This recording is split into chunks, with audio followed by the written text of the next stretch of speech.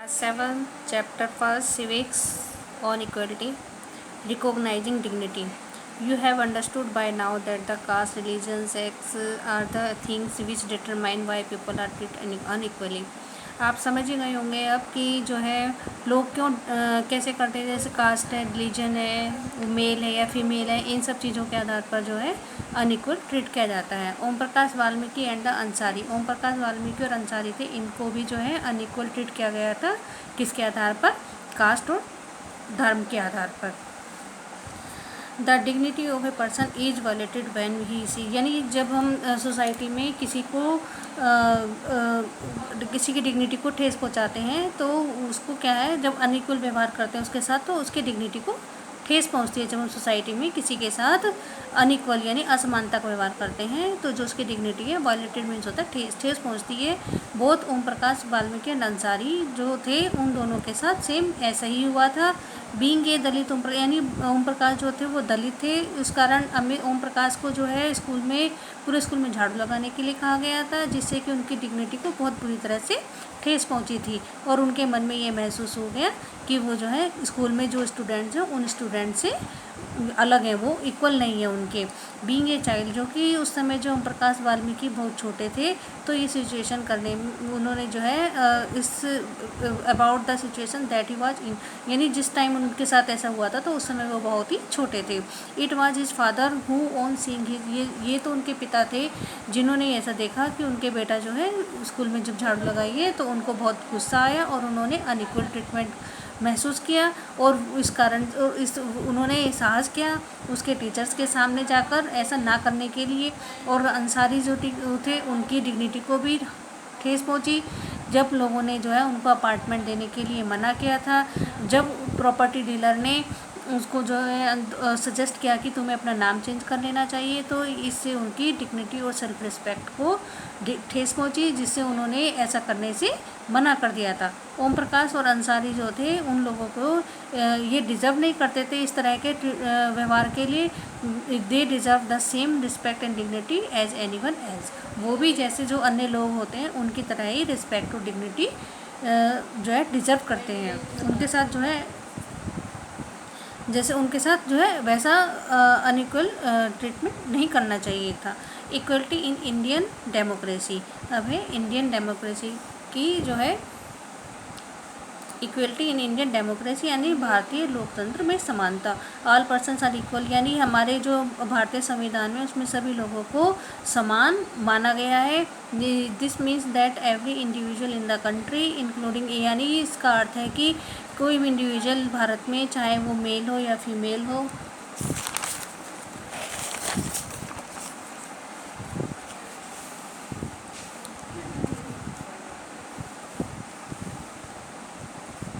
From all cast religions, चाहे वो किसी भी जाति से हो, धर्म से हो, ट्राइब से हो, एजुकेशनल उसका कोई भी बैकग्राउंड हो या भी इकोनॉमिक बैकग्राउंड कैसी भी हो उसकी, उन सबको जो है समानता का दर्जा देना चाहिए। This does not mean that an inequality cease to exist, it doesn't, but at least in democratic India, but जो डेमोक्रेटिक भारत है उसमें the principle of the equality of all person is recognise, सभी के लिए जो समानता का समान अधिकार है। Earlier there was no law to protect people from ill treatment, पहले जो है कोई ऐसे कानून नहीं थे जिससे जब लोगों के साथ बुरा व्यवहार किया जाता था या उनके साथ भेदभाव किया जाता था तो उनकी सुरक्षा के या उनकी सुरक्षा करने के लिए ऐसा कोई कानून नहीं था। But now there are several law, लेकिन आज बहुत से ऐसे कानून हैं जिनसे कि उनकी डिग्निटी की सुरक्षा की जा सकती है।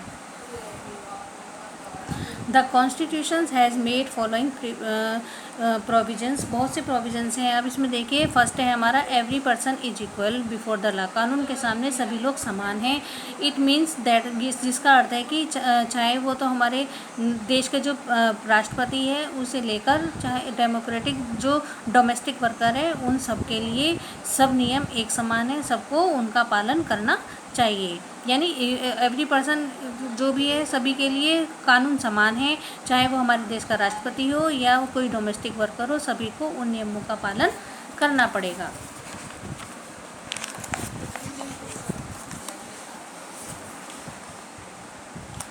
No person can be discriminate against on the basis of their region, race, caste, place of birth or whether they are female or male। यानी किसी के भी साथ जो है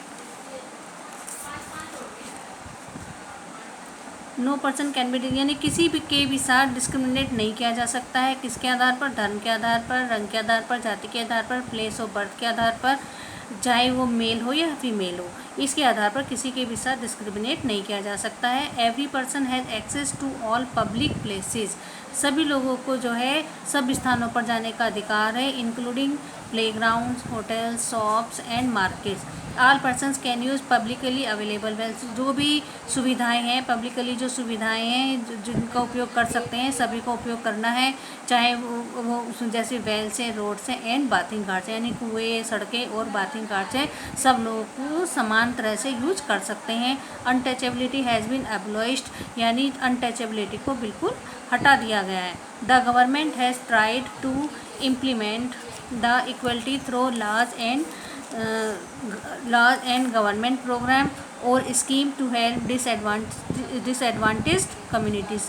There are several laws in India that protect every person right to be treated equally. In addition to law, the government has also set up several schemes to improve the lives of communities and individuals who have been treated equally for several centuries. These schemes are to ensure greater opportunity for people who have not had this in the past। यानी government जो कि है हमारी, जैसे शासन ने संविधान द्वारा मान्य किए गए समानता के अधिकार को दो तरह से लागू किया है। पहला है कानून और दूसरा है गवर्नमेंट प्रोग्राम्स, यानी सरकारी कार्यक्रम और उनकी योजनाएं।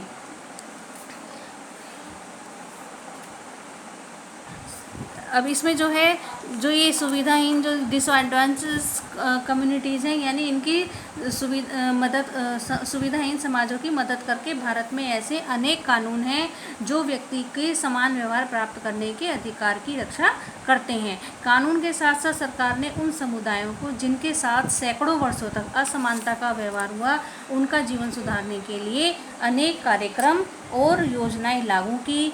ये जो प्लान थी, ये जो सुनिश्चित करने के लिए चलाई गई हैं, जिन लोगों को अतीत में अवसर नहीं मिले, अब उनके साथ जो है उन्हें अधिक अवसर मिले। अब इनमें से एक है one such step includes the mid day meal. इनमें से एक स्टेप है वो है मिड डे मील का। This refers to the programme introduced in all government elementary school to provide children with cooked lunch. ये जो है गवर्नमेंट एलिमेंट्री स्कूलों में चलाया गया था, जिसमें कि बना हुआ भोजन बच्चों को दिया जाता था। फर्स्ट ऑफ ऑल ये स्कीम जो लागू की गई थी सबसे पहले तमिलनाडु सरकार ने की थी। 2001 में सुप्रीम कोर्ट ने ऑर्डर दे दिया था कि 6 महीने के अंदर अंदर सभी को ये जो है स्कीम लागू करनी है। दिस प्रोग्राम हैज़ मेड, इस प्रोग्राम के काफ़ी पॉजिटिव इफेक्ट आए, जिससे इसमें जो है these include the fact that more children have begun enrolling and regularly attending school. इससे जो है बहुत से गरीब बच्चे जो है वो स्कूल में आने लगे और नियमित उनकी उपस्थिति होने लगी। Teachers reported that earlier children would often to go home, यानी टीचर भी खुद रिपोर्ट देते थे कि कुछ बच्चे जो है दोपहर का भोजन करने के लिए घर जाते थे, फिर वो वापस स्कूल में नहीं आते थे। अब जब से मिड डे मील प्रोवाइड होने लगा स्कूल में, तब से उनके अटेंडेंस में भी इम्प्रूवमेंट आया है। देयर मदर्स, अब ये दूसरा ये भी था कि उनकी माँ जो है, जब उनकी देयर मदर्स हुआ, जब उनकी माताएं जो थी वो कहीं और काम करने जाती थी तो उनको भी काम के बीच में रुकावट आती थी, वो दोपहर में अपने बच्चों को खाना देने के लिए उनको आना पड़ता था। लेकिन जब से मिड डे मील स्टार्ट हुआ तो ऐसा कुछ भी नहीं हुआ था। This programme has also helped reduce cast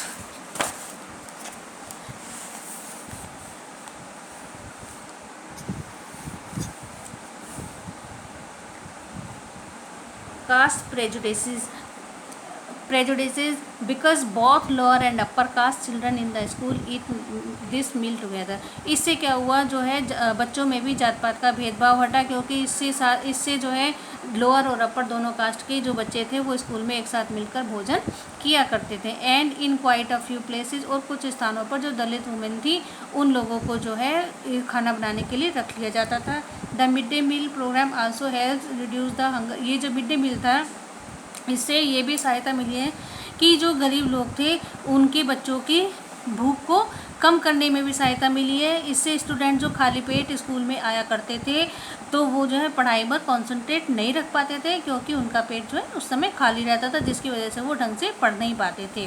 the government tries its best to remove discrimination. Government ने काफ़ी कुछ किया है इस डिस्क्रिमिनेशन को कम करने के लिए, हटाने के लिए। Caste system and many other system which create a barrier among people. लेकिन फिर भी जो कास्ट सिस्टम है और मैनी अदर सिस्टम से फिर भी इसमें जो है लोगों के बीच में जो है बाधाएं उत्पन्न की है।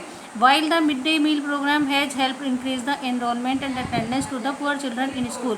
जब हालांकि मिड डे मील ने जो प्रोग्राम ने जो किया है, बच्चे जो है इससे स्कूल में आने भी लगे और उनके अटेंडेंस में भी बढ़ोतरी हुई थी। There continues to be big difference in our country between schools. लेकिन फिर भी आज भी हमारे स्कूल में जो है स्कूलों में बहुत डिफरेंस है।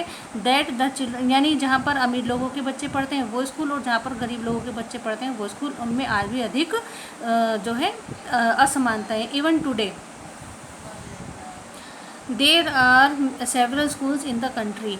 हालांकि आज भी हमारे स्कूल में बहुत से स्कूल हैं जिनमें कि दलित चिल्ड्रन लाइक ओम प्रकाश वाल्मीकि जैसे ही बच्चे पढ़ते हैं और उनके साथ अनइक्वल ट्रीटमेंट किया जाता है, अभी भी भेदभाव किया जाता है। The children are forced into unequal situation in which their dignity is not respected. आज भी ऐसे बच्चे हैं जिनकी अनइक्वल सिचुएशन को फोर्स्ड किया जाता है और उनकी डिग्निटी को रिस्पेक्ट नहीं दी जाती है।